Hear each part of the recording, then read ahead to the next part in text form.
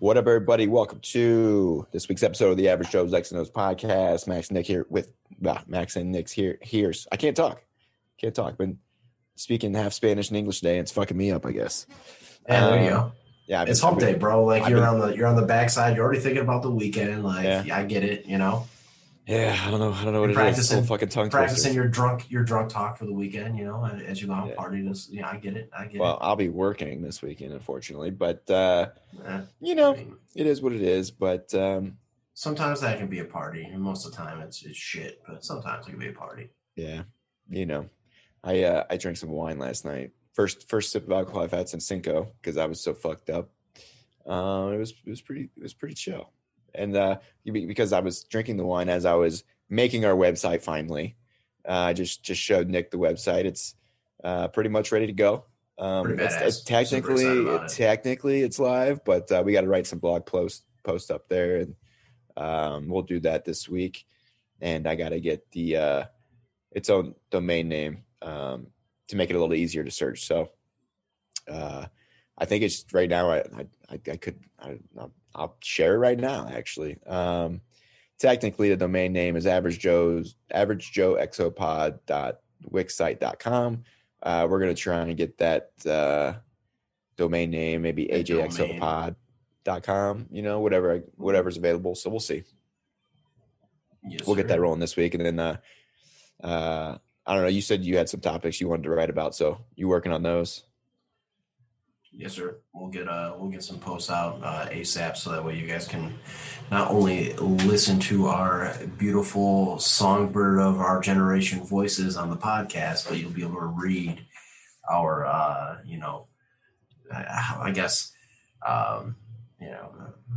famous author. Name one. I'm drawing a blank. But you'll be able to read our beautiful scripture like Bill Shakespeare out here. So, the first thing that popped to mind is the chick that wrote Harry Potter movies, but she's kind of being canceled right now for being a homophobe or something. Who isn't being canceled, bro? I'm probably being canceled for some fucking reason. I'm being canceled being a Bills fan. There we go. That's what it is. No, but yeah, you'll be our Shakespearean literature and our glorious voices. So, pretty excited to bring it straight. And, you know, I guarantee you, we'll try and spice that writing up. I know some people don't like to read nowadays, but, try to sprinkle in some humor on top of whatever's being wrote about. I'm sure during the season, if, something happens negatively for the Bills, you'll want to read Nick's article because it'll probably be pretty funny.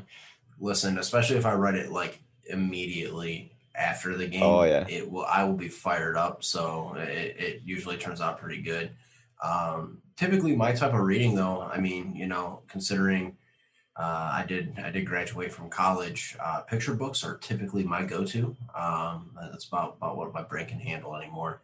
But yeah, dude, it's exciting. We'll definitely, the blogs will be, interesting. And obviously with the site, you guys will have the opportunity to reach out to us via email or, follow us directly from there on Twitter. So, we want to appease to you, the listener. We want you, obviously we come up with things to talk about, but, we obviously want you guys to have some input, and help us guide the conversation so we can really dive into some things. So, I think the site will be beneficial from that standpoint too. And keep giving us feedback, keep hitting us up with stuff because, we're here for you guys really, so. Damn straight. And also you can just, through the website, you can also listen to the podcast on the site as well. So we got the podcast and the blog posts that'll be going up there and make it easier to put everything in one spot. So I'm excited about that. Today we're going to talk about a couple topics, and there's not really much going on this week. It's been a quiet week. We know OTAs are firing back up here. I'm sure each team is different, right? Different voluntary dates. Mini camps or voluntary workouts. Dude, I have been like starved. I feel like, if you actually saw me, you'd be like, from food, yeah, fuck you, fat ass. But like from football content, but like I'm like looking at videos and stuff, dude. Like, and you see the workouts. Literally, it's football players stretching, and I'm just like, oh my god, let's go! Like I'm so amped about it. But But it's good to see like a lot of the teams, man, bringing in pretty high percentage of players for these voluntary workouts, Yeah. despite some of the stuff that the NFLPA was putting out with trying to get guys to really take it easy and whatever. But I think a lot of these are going to be structured where there's not a ton of football activity. I think it's going to be more kind of easing in, playbook stuff and things like that. So, but it's cool to see, and we got some teams, I know the Bills had 75 guys show up for theirs, the Dolphins had 80, Jacksonville had 75. So pretty good turnout on a lot of these. And I think it's going to be post-COVID, with stuff, how it's trending now, and CDC saying, masks aren't mandatory, whatever. Did they say that? Start seeing more. Yeah. Oh yeah. That's a thing. Like actually my office just sent out an email to, they're like, hey, if you've been vaccinated, like you don't need to wear a mask in the building. You don't need to do temperature checks anymore. So it's like, awesome. All right. So, so like keeping track of who and who has and who hasn't though. Well, you're getting into some, hot water if you're asking to see a vaccine card or whatever, right, what I mean? It's got to be like, kind of a honor system, Scouts honor sort of deal. But I would just start showing people my CAC if they ask for a vaccine card, see what happens. I mean, that's a possibility, I guess. I'm sure people would look at my new haircut. Remember that video? Yes. Oh my God. I don't know why that popped in my head, but yeah, there you go. No, that's cool. I didn't know. I didn't know that many. I didn't see those numbers of the who was reporting for team. The only thing I really saw, like, because Browns have a pretty good media department. They keep up pretty well compared to, like, I've looked at Cardinals shit out here as far as content goes, and like I don't think it's that great compared to.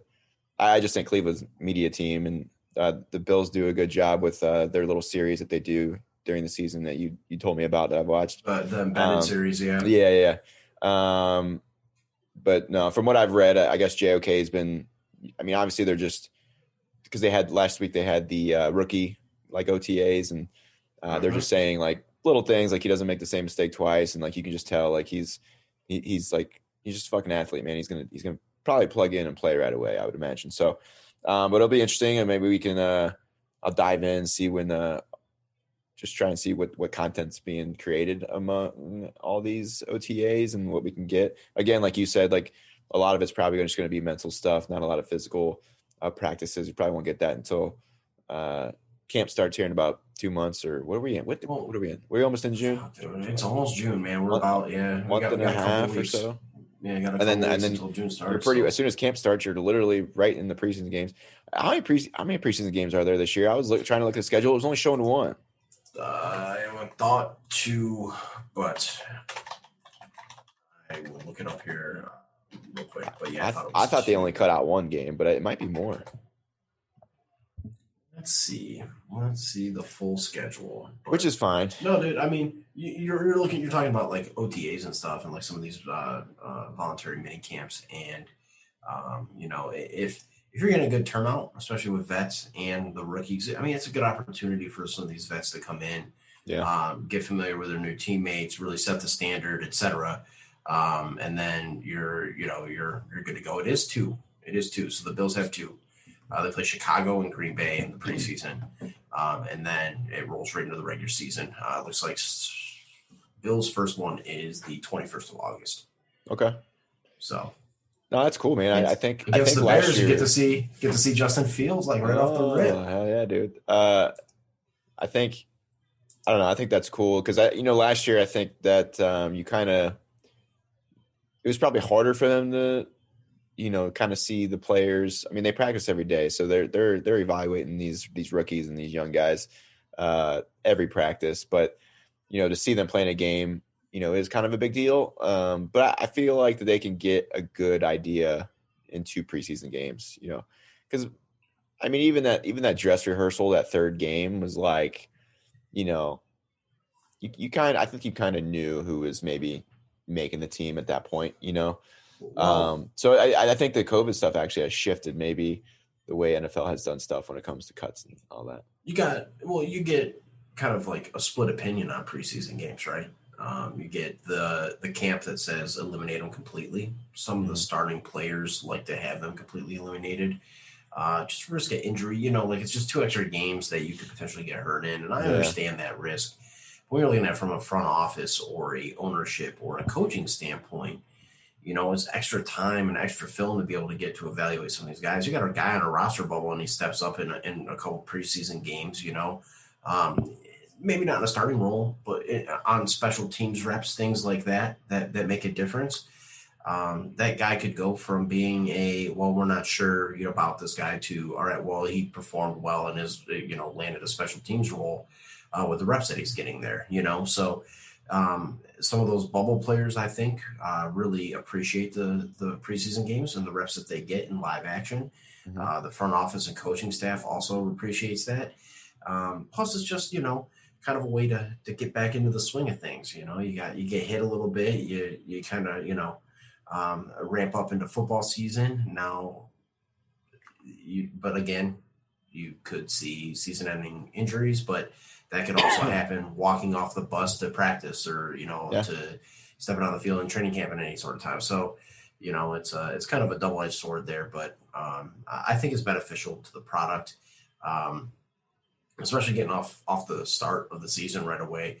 You get additional reps, you get, into the playbook a little bit more, and you're just getting into the flow of preparing for games and how that works, especially as rookies and young players. So it is a benefit for sure. Do you think with going down the 2 games, do you think it will force coaches to accelerate how much of the playbook they open up? Like, do you think they open it up even sooner? Like, does that have an effect, do you think? I mean, I guess preseason, defense is pretty basic. You're not really game planning. Offense is pretty basic too, Yeah. But I don't know that it opens anything up. I guess it just depends on the situation you're going into, right? Like, I mean, if you have a rookie quarterback, that's going to be one of the guys, like for the Jets, for example, does preseason games open that up? I don't know that it does. I mean, you're not really showing your hand in preseason games, but you're building on concepts, you're building chemistry with guys, you're just getting acclimated to the NFL game and being a young player in a league that's full of professionals, right? So, that's something you got to consider. But, a team that has a veteran quarterback or a ton of veterans returning and some consistency and continuity carrying over from previous seasons might not necessarily be as important. I think you're more a team like that, and I use the Bills as an example, or even, in this case, the Browns going into this year, they're consistent with continuity on offense, as an OC, you guys brought in a pretty high turnover of defensive players. So that's going to be important for the Browns, right? Whereas for the Bills, it's like, why open up the playbook and show your hand immediately? Yeah. They have pretty much everybody's returning. Good thing is defense is easier to coach up than offense in terms of they usually are a little bit more. Yeah, typically going into the season or going into the first games, they typically are a little bit more ahead of where the offense stands, especially with turnover. Like if you got a turnover personnel. I was laughing when you brought up the Jets because I was thinking of Zach Wilson. I'm like, dude, I'm going to start calling him Zach Super Soaker Wilson. Old Super Soaker. See what I mean? You see what I did there? Oh yeah. That's a callback from a previous episode. If you guys don't know, you'll have to check that out. Super Soaker or follow us Wilson. on TikTok, dude. You'll see it on TikTok as long as it doesn't get pulled down. So. Oh no, I have a way around it. I just can't put the text in there. I just got to keep it, But yeah, that's my new nickname for Zach Wilson there. Yeah, dude. It's we're in that last stretch of the off season and it feels good. Can't wait to get into it. And like I said, dude, next year it's going to be completely different because we'll have the XFL going on. So we'll be able to watch that and, be able to break that down. And I think, everybody shits on spring football seasons. When the XFL came back right before COVID shut it down, I was watching the games. I felt like it was still pretty entertaining. So I think, I don't know. I think it can work for sure, especially if it's a feeder system for the NFL. Because the Canadian Football League doesn't really translate that well. There's not a ton of players that come over and play in the NFL. The game's different there. So it's definitely. But here's what's cool about kind of like what they did with the XFL last year. So I know former general manager of the Bills, Doug Whaley, was heavily involved with the product on the field for the XFL the last season when it was rolling. Um, they try to utilize some like new, some different rules, some different, Oh yeah, like Sky Judge and things like that. Just things that I think the NFL like, hey, we'll test it out in this more of an amateur setting for football and see how it could translate to the NFL, and maybe it's something that they'd want to carry over. yeah. I think not only for players and just like a farm system from that side of it, but kind of like what baseball's doing with some of the pitching. Like they're actually AAA, I believe it's AAA teams they're moving the pitching mounds back a little bit further and running some tests there. Like that's what I mean. So like you can kind of see how that affects the game at a more amateur level and take aspects of that and carry it over to the NFL if you wanted to. So I mean, you point to evidence. They'd be throwing slower then, right? A little bit. Well, I mean, not necessarily slower, but hitters would have a little bit more reaction time. You move the mound back 10 inches. You've got just that extra amount of time to react to a pitch, see how it affects the game. And that's stuff that when you are introducing rules and things to the competition committee, you can point to, hey, look at what the XFL did. This is why it could benefit our game. Or, hey, we didn't like this aspect of what the XFL did with this rule. So, yeah, I mean, I think you could utilize – it's not just for the entertainment standpoint, but you're trying to improve the game, and I think you can utilize a lot of different things. I mean, I like not having no kickoffs. I feel like the NFL is kind of getting to that point anyway, so fuck it, you might as well take it out. That's fine. Start on the 20-yard line or whatever. Which that makes me sad, dude. I saw a clip of Dante Hall the other day, and when he returned like 7 kickoffs for touchdowns in a span of 10 games, it's like you're never going to see that again. Because of the kickoff rules now, Yeah. But at least guys are staying healthier from a concussion standpoint. I was going to say, like from a safety perspective, I get it. Yeah. That's a trade-off. And then, I also liked having to go for 2, because they didn't have extra points, right? You had to go for 2. I'm like, that's kind of cool. You can get creative down there. It's definitely more, there's a lot more risk, it's harder to get those 2 points. But although I do like what the NFL did with the extra point, moving it back, because it does, but that point makes a difference in a game a lot of times too. So, and it affects strategy and things. So we've seen a lot of missed extra points now, which is interesting. A lot more. Yeah, a lot more than usual. It was basically automatic before. I don't know. I think that'll continue to evolve. And then didn't they have like a rule where it was like, instead of an onside kick, you could do like a 4th and whatever 20 from like I forget from what yard line. That was proposed. They proposed another onside kick option. But those things that they experiment with is pretty nice, and I think just a feeder system and like things they can do there that the NFL could take a look at how they worked and then implement it if they want to. I think it's kind of cool. So looking forward to that next season. When we'll have a bunch of I think it'll be a more fun off season to be able to have the XFL back and be able to watch those games and also cover, the off season in the NFL. I think it'll be a really good off season. So, one thing, I guess one of the news, I mean, I don't know how big a news you want to say that it is, but Kelvin Benjamin coming back into the league, but this time as a tight end. I don't know he's in his 30s now. I don't know. He was getting thick beforehand, when he left Carolina or when he was in Carolina. And then definitely when he was with the Bills, man. He was a thickie. At least 3 C's thick, It was pretty, yeah. Oh yeah, he was part of the thick boy bike club for sure, dude. Listen, when Booger McFarland tells you you're a Popeye's biscuit away from being a tight end and playing wide receiver, like you're that close. So I mean, he had a really good rookie season. You could have made the argument maybe he could have switched to a tight end earlier, but I don't know. We'll see what happens with it. Who's he playing for? The Giants is where he tried out. So yeah, tight end's a tough position, man. It is, because it's probably the most difficult position to translate into the NFL outside of quarterback. You think? Yeah.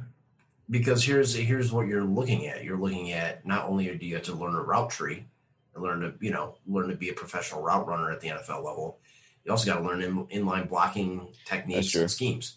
So you're kind of double dipping on not only you're a combination of a receiver and an offensive lineman as a tight end. And when you're blocking, you're basically most of the time probably going to be blocking one of the best edge guys. Well, or helping with that, or a lot of times that I know the Bills utilize Dawson Knox in trap and counter action, or so he's kind of running those across the formation, kick out blocks and things. So you have to learn that. Like, you have to be a skilled blocker along with being a prolific receiver or a consistent receiver. So you got guys that specialize.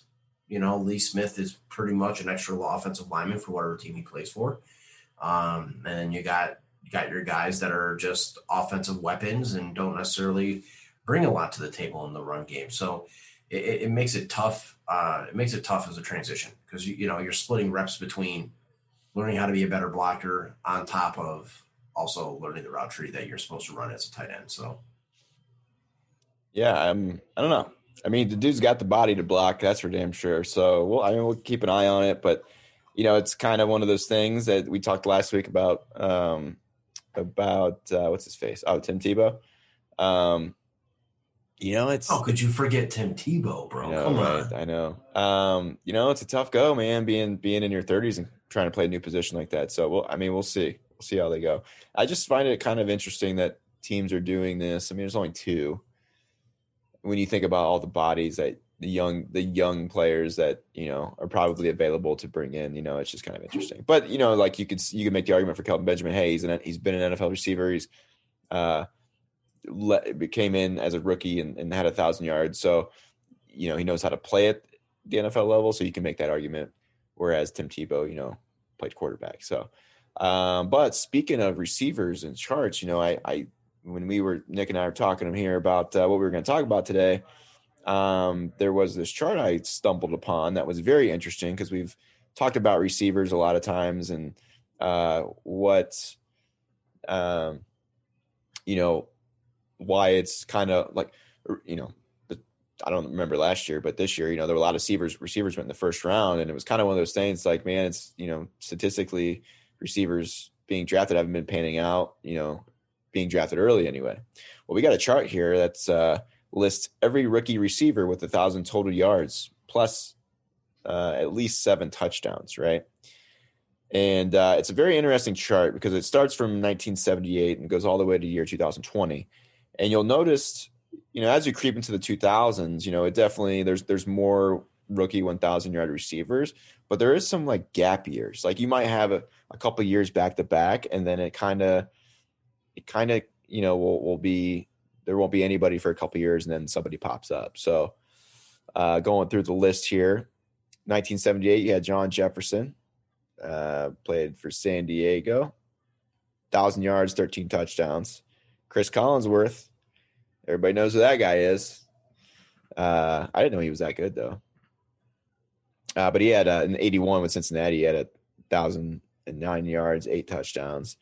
But yeah, you had 85, 86, and then from 86 there's a break, and then 95 is the next person to rookie receiver to get 1,000 yards. That's Joey Galloway. He had 1,193 yards, 9 touchdowns. And then you have your boy Randy Moss killing it in 98.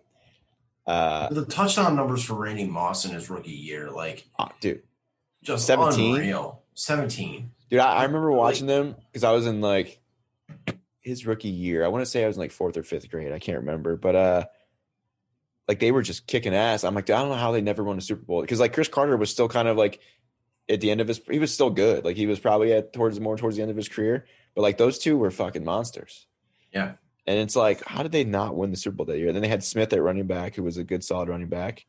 But yeah, Randy Moss had, up until that point, his rookie season was 1,317 yards. But then Anquan Bolden comes along, not until 2003, and beats that.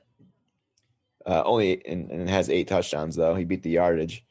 But yeah, 2004, 2006 was Marquise Colston. Oh shit, Julio Jones did it in 2011 along with AJ Green. So that's the first year where you saw two rookie receivers.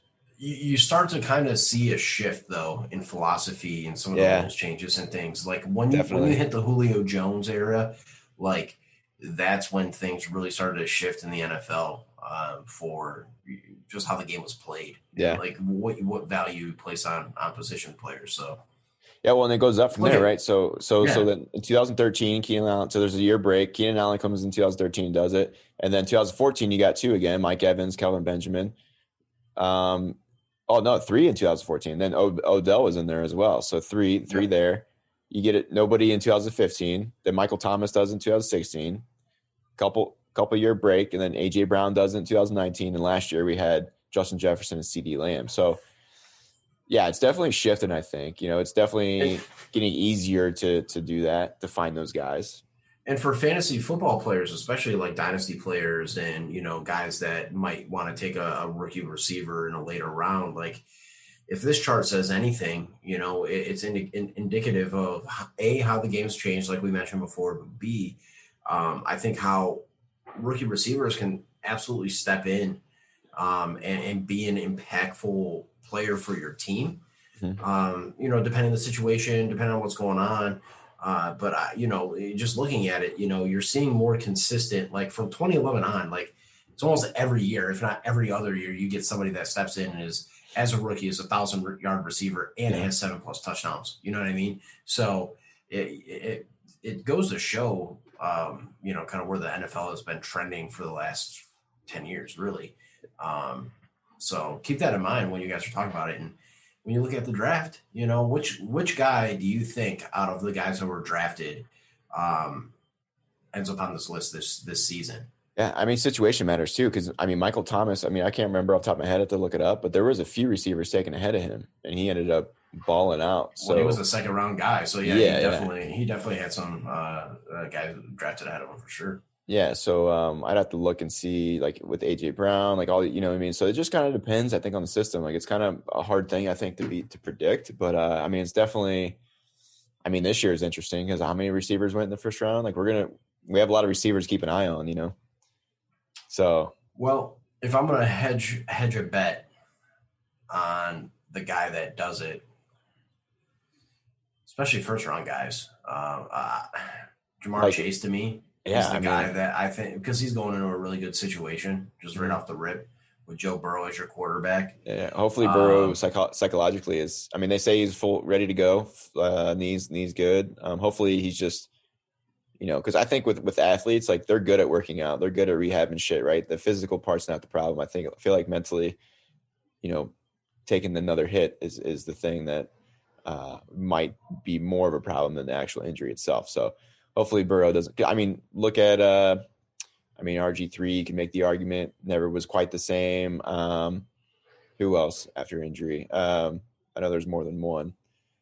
Maybe not quarterback, but OBJ hasn't quite been the same since he injured his knee the first time. But yeah, man, like it happens.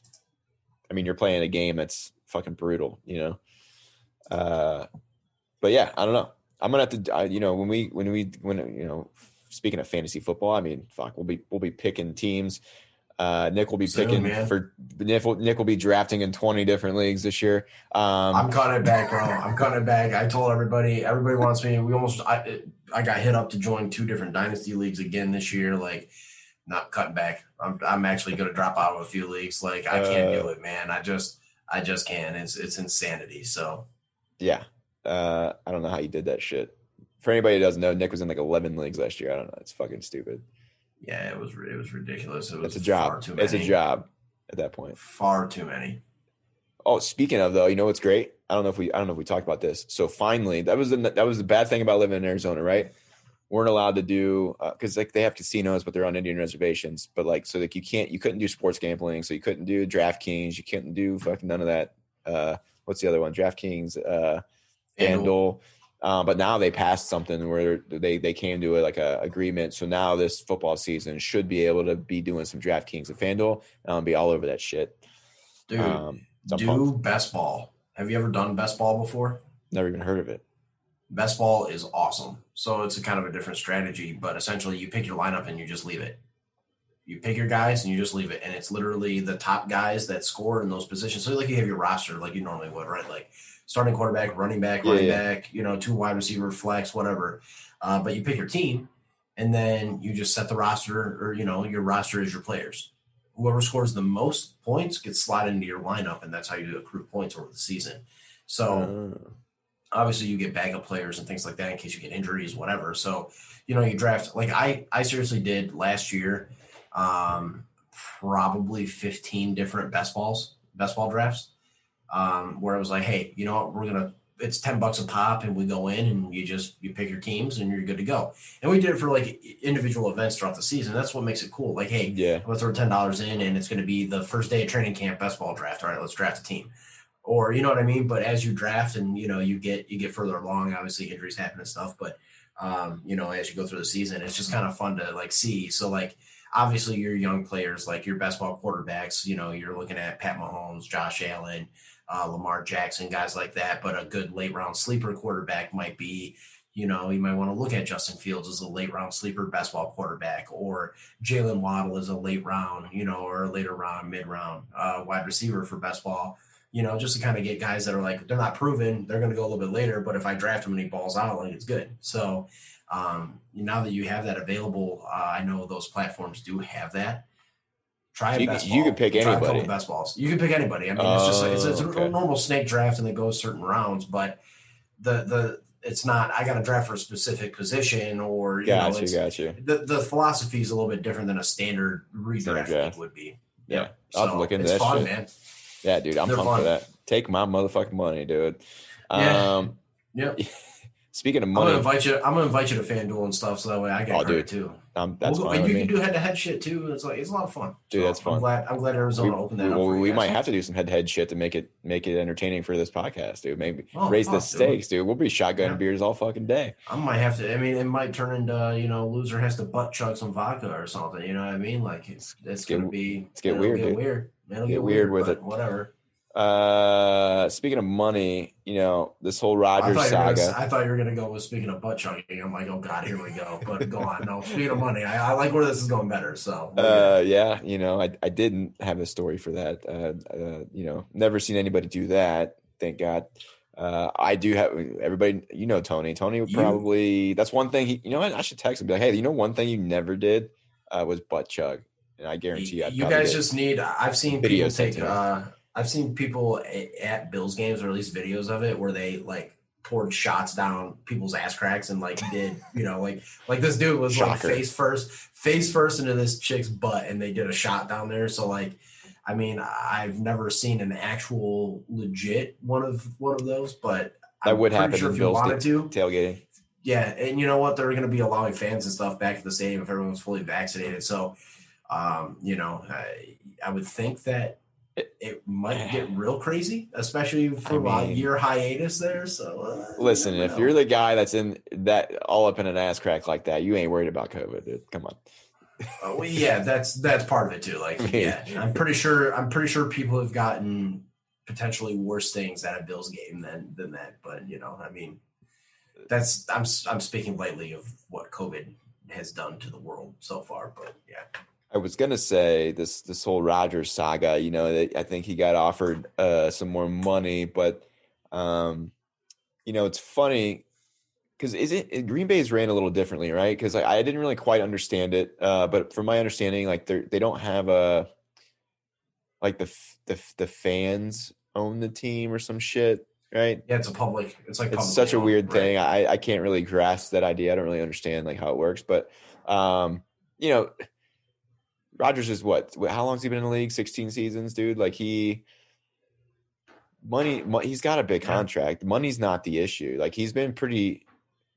Yeah, the problem has come from over the years of him not really getting any fucking legit weapons when they've had opportunities to. You know, like last year where they end up. Like I understand you got to start preparing for Rodgers' exit. You know, because he is getting older. But like, you know, you were one game away from the Super Bowl. Like. Again, you know, I mean, he's been to that NFC championship so many times in his career and probably should have a couple more Super Bowls under his belt. And I think that's what he's frustrated with. Like, hey man, like, you know, we've still been good, but like give me some fucking pieces. Like, you guys aren't working with me. You know, this is the first year they finally took a receiver. So I think the frustrations are past money. I think it's just been going on for so long, and you know, Green Bay's trying to hold on, but like it's a weird thing right now because dude, they signed Blake Bortles, right? So now who they have? They have Rodgers, Love, Blake Bortles. I thought they had a fourth guy. I'm not really sure who that fourth guy is. So I don't know, man. Like, as this keeps continuing forward, do you think that Aaron Rodgers will be a Packer this year? The longer it goes without any news coming out about it, makes me think that we're kind of at a standstill with, you know, where the team's at versus where Aaron Rodgers is at. Especially, like, in good faith, they reached out and said, hey, we're going to offer more money for you and restructure your contract. Okay, you know, that's a nice gesture, but is it too little too late, right? It seems to me, and a lot of people around the league are kind of getting a vibe that it's not going to end well with Rodgers and Green Bay. So I kind of just got to go by what we're seeing, right? And go, it doesn't seem likely. Now, you know, how does that affect Green Bay as far as status-wise in that division and things? We'll get to that a little bit later. But, you know, it does not look promising. So I'm going to kind of hedge on it. You know, expect him not to be there. And then if he does show up, you know, you got a kind of a different ballgame in the NFC, you know, playoff race there. But absolutely. It's always the tough part of the organization, right? And like, yeah. You know, because you're running a business, and like, here's, you know, Green Bay, like, okay, let's say obviously Rodgers makes them as good as they are, right? At the same time, it's like, okay, well, if we are going to have to rebuild at some point, you know, do we trade them and get a couple first round picks? That way we're able to reload, or we could get a quarterback if we need to in the future if Love ain't the guy. You gotta start thinking about that, you know. Yeah, like, it might piss people off here in the present moment, but we're setting ourselves up for the future. So it's probably better to be in that situation than it would be to hang on too long, you know. So I don't know. It's just it's always going to be, it's always tricky for any organization, you know. Like, the Bills will go through it with Josh Allen, and like Patriots went through it with Brady, you know, and Packers have already been there with Brett Favre. So like, it's just kind of the nature of the game, man. It's the business. Well, you know, I think by drafting Jordan Love, I think even before then, the Packers were kind of having that contingency. That contingency plan thought out a little bit, right? So they go in and they draft Jordan Love, which, you know, if it was contentious with Rodgers and the Packers beforehand, like that draft makes sense. Like, okay, it makes sense that we would draft Jordan Love as a replacement because things are, you know, not rosy in you know, in paradise here. So, and then by doing that, you alienate him a little bit. You don't really add talent that you think you should. But again, you know, we talked about it a little bit last week. Like, you draft AJ Dillon in the second round as a running back. Did you know you were going to re-sign Aaron Jones coming into this year? You know what I mean? So like, with that kind of roster, you're looking at, we're getting guys that are, you know, we're kind of planning for the future, very similar to what the Bills did this year. You know, they didn't necessarily draft guys to start right away. They're, you know, but again, the quarterback situation is a little different. But, you know, if Aaron Rodgers feels alienated because they didn't go out and just put all these weapons around him, like, you're Aaron Rodgers, bro. Like, you're an MVP player. You're a Super Bowl winning quarterback. You're supposed to be the guy that, hey, we put consistent enough talent around you, you should be able to win us football games. Like, we're not going to go out and, you know, spend all our assets on stuff that we might not necessarily value as imperative to win right now. Like, you know, we got a window with you as a quarterback. We're going to shore up the defense. We're going to plan for the future. Like, it's the nature of the beast. And, you know, I think that really did alienate Aaron Rodgers, because I think he was under the impression, we're that close. Like, what are you guys doing? You know what I mean? So, difference of opinion does money solve that? In some cases, yeah, but maybe in Aaron Rodgers' case, it's like, listen, that's not what it's about for me. I want to win another one before, I ride off in the sunset and host Jeopardy forever. You know what I mean? So like that's kind of where I sit on it. But Yeah, I mean, honestly, I can't remember the year before that. I think they had a down year, but I didn't think that they kind of surprised me this year because I just didn't really think of them as being a team that was in the race for the Super Bowl. So I was pretty shocked by that, but I don't know, man. It's well, I mean, we'll see what happens here. I mean, I try to remember back to the Favre situation. I mean, he threatened to retire a couple times before he actually did, and then came back. I got fucking duped the one day or Saturday because I threw on the UFC fight, right, and I was getting I got notifications. I get random Twitter notifications. I don't know if you get this or not too. And the only thing it was saying was Adam Schefter reports Rodgers has been traded, or no, Rodgers retired after 16 seasons. I'm like, what? And I didn't want to click off the UFC shit, so I'm like, I'll look into it later. And I got duped though. It was this fucking douchebag troll guy that was tagging Adam Schefter and like making it a thing. It's like, what? So yeah, I got conned on that. But whenever you get got on a fake tweet or a dupe account, dude, you gotta log off Twitter for the rest of the day. Yeah, you gotta dude. go sit in the corner in shame. Especially if you're like fucking broadcast it out to the world, like yeah. When one of my managers is a Packers fan, so like, yeah. I mean, I look like an idiot, kind of. Well, I feel like any time that happens, especially if you retweet something or you're like set it out or you tag people in it, and it turns out it's like, oh, that was a completely false account, or like, this is all fake, fake information. I always do that, and then I feel like, the Homer Simpson gif where he like disappears into the shrubs. Oh yeah, that's how I feel. Like I'm getting off Twitter now. Like, nice knowing you guys for a day. I'm out. So. That's funny. Yeah, so I mean, I don't know. We'll keep an eye on that, see what happens. If it's all smoke, if Rodgers will be there, we're gonna find out soon. So, or maybe it's time for Love to take that step up. We will see. This was actually what I was going to talk about when we were talking about receivers. But our off the cusp, rant kind of took me off the train of thought. But I didn't get to read it yet. You read it. I saw the clip. I didn't get to watch the clip. I just saw the title of it. But apparently there's a reporter that wrote an article about Tyreek Hill being the best deep threat receiver to ever play the game. And he's getting a lot of a lot of hate back. I don't know if I'd call it hate, but he's definitely getting, No, I mean, it definitely is. Well, yeah, I mean, and he absolutely should be shit on by that, but hey, whatever. Apparently, like, I wonder if he's like is he a young guy? Maybe he's young. He looks like it, not to pile it on him, because I mean, it is an opinion, and I understand where you're coming from on that opinion. Tyreek Hill with his speed and with the vertical offense that Kansas City likes to run, he's a big time playmaker, right? But when you look at vertical threats, like offenses, especially in the past, like when you're looking at early '90s offenses and mid '90s, early 2000s offenses, like you had guys that were deep threats. Like it was vertical, outside the numbers passing. Yep. It wasn't screen game. It wasn't spread. It was literally, you're looking at West Coast and you got like Greatest Show on Turf, like, so you're looking at some different offensive philosophies, right? And when you're talking about that, guys under the conversation for deep threats. Jerry Rice, for example. Jerry Rice was an excellent deep ball receiver, but he also just fucking caught everything thrown his way. So there's a reason why he's the all-time leader in receiving yards. But dude was a deep threat all day.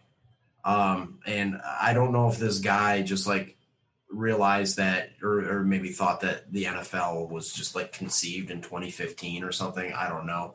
But Randy Moss, like to not even consider Randy Moss in this is just like, we just listed his rookie stats, 17 tutties and 1,400 yards or close to 1,400 yards. Like the guy, not only was he he was Megatron before Megatron came out. Like Culpepper and, they're throwing just YOLO balls up to him. Right. And he's just, he's mossing dudes. Like, you got moss. Like, that's the whole thing, right? So, my vote is either Randy Moss. I mean, Calvin Johnson is another guy I think you could put up there. But, I mean, they weren't guys that were pure speed guys, right? They were guys that you just, like, they were deep threats because you could throw the ball up to them, and chances are they're going to come down for it, or they're going to make something happen where they score. And that's kind of that's how they played. But some people brought an argument out for Deshaun Jackson. I mean, from a pure deep ball standpoint or a deep threat standpoint, Deshaun Jackson early in his career was phenomenal when it came to that. So best deep ball player or deep threat of all time. I mean, from a pure speed standpoint, maybe, but from an actual, like, you fucking watch football and you see it in action, like, Randy Moss to me was the best deep ball receiver of all time, and I don't know how you can. Yeah, I mean, dude, even later in his career when he went to the Patriots, like, still fucking doing the same thing, Unbelievable, right? There's a reason why, and there's also a reason why they have a thing called "You Got Mossed" as well. Exactly. But yeah, dude, like, no, I agree with that. There's more nuance to just run straight line, and catch a ball, like, or beat a guy with speed. Randy Moss was able to do that, but he was also able to. You're going to throw a ball deep to him, he's going to come down with it. You know what I mean? Same with Calvin Johnson. That's why, like, those guys are the epitome of what you would want in a deep ball receiver. T.O., I guess, can enter the conversation here. Like, a lot of different things you can consider, but I'm sure they were looking at some specific metric that I haven't seen that says that. But did he throw out some other names in the article or no?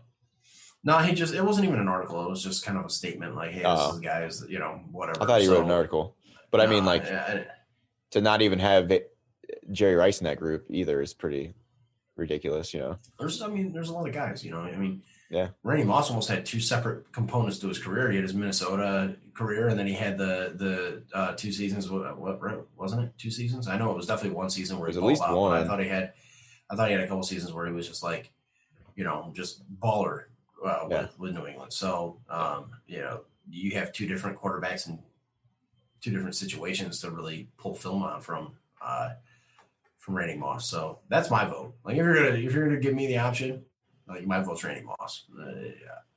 I can agree with that. Week and Twice Eye Sunday. So no, I definitely can agree with that for sure. But I'll have to go. I'm gonna definitely watch that Pat McAfee clip and see if they say that shit's pretty funny. I don't know if do you watch him at all? Yeah, I saw him a couple different things. So dude, they had it's hard to watch at work. But you watched the it would have been not this last season, but the season before of Last Chance U. The dude from Kansas, the coach, Brown. Mm-hmm. You watched that one, right? Dude's fucking he's like the only white dude from Compton or whatever, where he went to school. I'll have to have a refresher on it. It sounds familiar. I did watch some of it. But... Dude, he's like definitely a personality as a head coach anyway. But they interviewed him yesterday on Pat McAfee's show. Oh, for the JUCO? Yeah. Stuff? Yep. His name, Jason Brown's, I think his name. Dude, like, some of the shit he was saying was so fucking funny. You'd have to go watch that interview, dude. It's hilarious. Well, I mean, he brought up a good point about how important JUCO is to college success. I mean, you look at some of the players that are out there, like 21. He said 21% of NFL players are now played in JUCO. Yeah. Yep. It's like, shit, that's a high percentage. Cam Newton was a big example of that. Josh Allen played JUCO before he had an opportunity to play at Wyoming. Isn't there Aaron Rodgers before he went to Cal, right? So, like, there's a lot of guys that, especially at the quarterback position, I feel like a lot of guys develop their game at the JUCO level, transfer, and then you can see how that carries over to success and just growth as a player. So, guys that come out that aren't necessarily top recruits that have to work for it and develop their skills, and then move on to bigger and better things. So, it's a pretty big number, 21%. Well, yeah, dude. And then they were asking about coaching, like if they thought he'd ever get a head coaching job at one of these bigger Division I schools. He said no, and like it was smart. He was making fun of people with PhDs like that are making those decisions, and like he's like, there's only 2 coaches that deserve the amount of money that get paid, if that, and that's Saban and Dabo. He's like, everybody else, no. and talks about how like it's just like the same system of coaches being recycled and shit, and like really kind of putting it on the whole process and on blast. But like I think he makes a lot of sense, man. And he kind of talked about the show and how they only had like, you know, they showed a few hours of him in it, but like the camera crews have so much footage, you know what I mean? Like it's basically he's making the point you only saw like a little bit of him on camera or whatever. But I don't know, dude. He's an interesting dude, that's for sure. But I would say go check out that fucking interview because it's pretty fucking funny. Because that dude don't give a shit, you know. He's probably not gonna. I mean, no AD or they're probably just because of the way he is, they're probably not going to give him an opportunity to coach for their school because he's just fucking he's foul mouthed and shit. But like at least he's honest about it. You know what I mean? Yeah. So I think it's interesting. But yeah, dude, before we wrap up here, let's do our this is something that we're going to have to save, right? We're going to go through here each division and we're going to pick out who we think is going to win each division, and then come right before, you know, towards the end of the season, playoff time, when we know like who's locked what division, we'll have to compare, and then the loser will, you know, do our typical loser thing and have to shotgun a beer, at least. You know, maybe we can up the ante a little bit, you know, if we want to down the road, but minimum someone's shotgunning something. As long as it's not out of your Power Hour podcast. Oh, I forgot about that. We could Power Hour podcast. We could Power Hour podcast. I got really fucked up during the Power Hour podcast though, so I don't know about that. That shit was wild. I'll have to do a little bit of. We only did 45 minutes, and I was fucking through like 7 beers. I was pretty fucking good. Well, before we do the divisions, I just need to let everybody know I made a huge mistake during that, and I fucking drank 7% beers. Like, do not drink 7% beers for Power Hour podcast. I warned him about that, but lesson learned. I'm fucking drinking like I'm gonna be smooth like Keystone next time, bro. I'm just drinking some Keystone Lights and rolling from there. So PBRs maybe, I don't know, something light. It's gonna have to be. Yeah, dude, that's brutal. I knew that was gonna happen. Let's see here. Let's start with the NFC West. Speaking of brutal, let's see what kind of picks you got here, man. Oh, shit. I already know this division's going to be hard for me. NFC West. Yeah, dude. This is the toughest one. Like, you're going to start off with the toughest division to pick a winner for, like, right off the bat. I mean, that's the one that's you know, popping up on this sheet, this site I'm on. I'm on NFL.com, and it's the first one. Oh, dude, I think for me it's a toss-up. I don't know I know like Russell Wilson, we got Seattle and shit. I just don't know what to think of them really right now. I definitely think the Rams are gonna be better with Stafford. However, they lost some defensive pieces, some good defensive pieces. So I'm not really sure now. And their DC. Oh, that's right. Where'd he go? Staley is the coach. He got a head coaching gig? Why? Chargers? Really? I think so. Huh. Interesting. Yeah. So, man, I don't really know, man. I think the Cardinals have the talent. I just I mean, last year they finished 8-8. Realistically, with that Bills miracle fucking Hail Mary pass, really they would probably end with 7 games. Don't know if Kyler can finish the season healthy, because I don't think he has yet. I'm gonna put my stock into Coach Shanahan, and I think San Francisco is going to bounce back. So I'm going to go 49ers. It's so tough.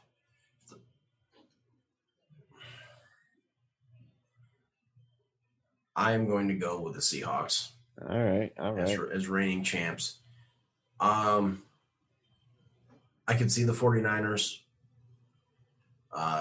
They're going to return some pieces on defense. They're not that far removed from a Super Bowl appearance with pretty much the same team. They're healthy. Yeah. I can see the Cardinals. I mean, it's going to be a tough division, but I can see the Cardinals finishing last in this division this year. They could. See that. They could. I mean, they have the talent. I mean, they can score points. I just don't know. They just haven't put that shit together. I don't really have faith in their head coach either. I can see the Rams stepping up and being Yeah. good this year with Matt Stafford. I think is an improvement. But I'm just going to go with the Seahawks. I mean, just looking at it now, they've got the best quarterback in the division, and we'll see what kind of steps they take as a team. But that's where I'm going to go. All right. Moving on. This one's going to be fucking easy. NFC South. Let's be honest. Tampa Bay returned everybody. Yeah, it should be. It's Tampa Bay and then everybody else. Yeah, they're Saints going to lose Drew fucking Brees. dominate. The Saints were the biggest competition in that division, and they lost Drew Brees. Don't sleep on the Panthers though. But I think it's Bucks. I do. I think that as well. Speaking of Panthers, did you hear Bridgewater talking about how like they never worked 2-minute drill and shit? Very fucking interesting, weird, bro. Super weird. Claimed they never really practiced shit. And it's like, what? NFC East. I think Washington improved big time. I think the Giants too. I mean, each team added some pieces. But a healthy Dak Prescott, man. I know, dude. I think I'm going to go with Cowboys. I think the Cowboys can bounce back big time because, like we've said on the show, dude, they got like probably arguably one of the best receiving cores. Offensive line could definitely use some help, and like they got in the new defensive coordinator, and they have good defensive players. I think they were just playing in a different system that they were drafted for. Before I don't even know that DC's name from last year. He was an older guy, but he's gone. So I think Dallas can improve like the quickest out of this division. Well, I'm torn, man, honestly, because I can absolutely see Washington. Oh, absolutely. I can see Washington sneaking in there. But I'm going to go with Dallas as well as a bounce back candidate this year. I mean, that's a tough one to pick, though, because, like, we didn't get to see a full season of Dak last year, you know what I mean? And kind of see what they could do as they gelled moving forward in the season. Right. So because scoring points was not their problem. They could score points all day. Defensively, it was their problem. And if they can shore that up, I think they're going to be the team to beat for sure. Yeah. NFC North is just really depends, man. I mean, is Rodgers playing? I'm torn. I'm honestly torn. I'm going to side, honestly, with just the proven commodity in that division and go with the Ravens. But I could absolutely NFC. It's tough because I thought you said AFC North. In that division, yeah, that's a tough one too. Is Aaron Rodgers playing or is he not playing? I know. Let's establish that first before we decide, because that makes a difference. It makes a huge difference. It makes all the difference. Aaron Rodgers comes back for the Packers win that division. If Aaron Rodgers is not there, I could see the Vikings winning that division. I'm on the same page there. Here, let's put an asterisk by it, right? Okay. We'll do two. So asterisk. We got like Spygate / Deflategate championship asterisk over here. I got you. Okay. So I'm putting the asterisk next to Green Bay, meaning if Rodgers plays there, they win. And because we're the same on this, and I'm going Vikings if not. Yeah. So far the only ones that we have different is the NFC West. So I know we're gonna have some more different. Yeah, probably the AFC North. Oh yeah, AFC. You're gonna pick your Browns. I am. Yeah, I know. Not that I don't think the Ravens could win it or will win it, but I'm just being a homer. And for the sake of this little. For the sake of content. And competition. We're doing it live. AFC South, we got. Oh, dude, that's easy. Listen, the Colts. I think they were tough last year. I mean, given if Carson Wentz can bounce back, and be what he was in his first year or two. I mean, dude, with that defense still, I mean, they did lose one of their good linebackers to the Cleveland, but I still think they're going to be tough, man. So I'm going to go Colts. Colts are going to be tough. I think the Texans are a non-issue. Even with Deshaun Watson, I still think they're a non-issue in that division. Jacksonville is still probably a year or two away from really contending in that division. It's really between the Colts and the Titans. Man, I can get on board with the Colts, but I'm gonna ride with the Titans, I think, in that division. Going with the Titans. I don't know. They lost one of their good receivers. I guess they added Dupree, right? So they got some pieces on defense there. But yeah, no, I mean, they're going to be still probably pretty good. It'll be tough. I'm going to go with the Titans there. All right. Moving on to your Bills division, NFC East. Another division that got a lot better. I still think all three of those teams, I still think the Dolphins, Jets, and Patriots are chasing the Bills in that division. I think they all closed the gap from where they were last year for sure. But I am going to go with the Bills in that one. But wouldn't surprise me if things shook out a little different. But I think the Bills have the better top to bottom roster and have proven that they can contend in that division by winning it last year and then the year before. So definitely how Josh Allen plays this year. I'm definitely going Bills. Miami is just if Tua can make that leap in year 2, which I mean we'll see, kind of struggled last year, I think is the biggest difference, right? Because they got some pieces there. Their defense is already built. I think it just comes down to quarterback play. I would not be surprised. If they can even if they can steal a game from the Bills, which I don't know if they will or not. I can see second half of the year Tua really starting to get in that comfortability because he's only played 9 games in the NFL so far. So like once you hit your first season's worth of games, so he'll have like 7 games to start the year before he's in a full season's worth of accrued games as a starter. I think that's kind of when we'll see a tipping point for him, whether it's good or bad. But usually you improve in that juncture.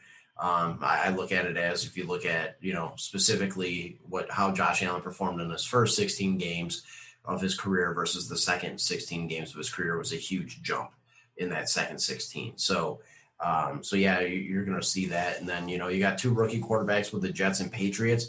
I'm not going to count out the Patriots because their defense is always good. Bill Belichick's Hall of Fame coach. It all boils down to how Cam Newton bounces back this year, and if he doesn't perform well, how Mac Jones is going to carry the torch for them going forward. So, really, I think it's a 2-team race between the Bills and the Dolphins, with the Patriots absolutely being in contention for that as well. The Jets are still a few years away, I think, as well. So, yeah. I mean, the Jets are just going to be sitting there soaking in last place. They're not going to have any movement for a while, if you feel me. Is there such thing as making too many jokes? They think they're fucking in that division, but let's be real, they're not. So, man, it never gets old. AFC North, Pun City out here. Good Lord. AFC North. It's tough. You already know my thoughts, man. I think it's a 2-team race, honestly. I mean, you can't ever count out the Steelers. But I think it does boil down this year between Ravens and Browns. But the Ravens are definitely they've won it the last couple of years, and they're always going to be good. But I'm taking the Browns on the. Oh, hey, I get it. Well, also based on the schedule, right? Because they play the Ravens, and then the Browns get a bye, and then play them again. So they're playing them twice within 3 weeks. Except Cleveland gets the bye week, and then the week that they're on bye week, the Ravens are playing the Steelers. So like that second game, they might be banged up. So they might be able to split the game this year. It just depends on the rest of the schedule. So it's going to be a really tight race in this division for sure. Yeah, there's a lot that goes down there that goes into it for sure, right? Like you got to look at, obviously injuries, things like that, but that's any of the teams that we're talking about here. You get a big injury, it totally shifts the landscape of division. But rosters top to bottom, not much has changed with the Ravens. The Browns have had some issues figuring out how to stop Lamar. Well, Ravens did lose some. They lost some defensive pieces for sure.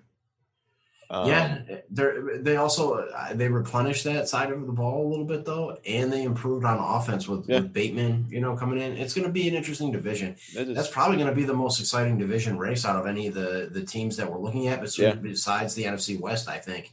Because West even Cincy, we can't roll Cincy. I mean, even if Cincy finishes last, like it doesn't mean that they're not going to compete. You know what I mean? Like they could beat the Steelers. I think they could, but it's a young quarterback that had a season cut short in his rookie year, right? Because of injury. So, as much as they show promise, I can't really vault them into the conversation with the Steelers, Ravens, and Browns at this point. No, I agree. I agree with that. All I'm saying is I think the Bengals might have some upset wins this year. I don't think they'll be as bad as – they're not going to be as bad as the Jets. The Jets I agree. are still going to probably suck. But yeah, I agree. And I think, again, you have a guy that's coming into his second year, had a shortened season due to injury. So you would think you would see improvement as the year goes on too. So yeah, definitely not a team to sleep on. But the conversation boils down between the Browns, Ravens, and Steelers. And I got to go with the more proven commodity in that division.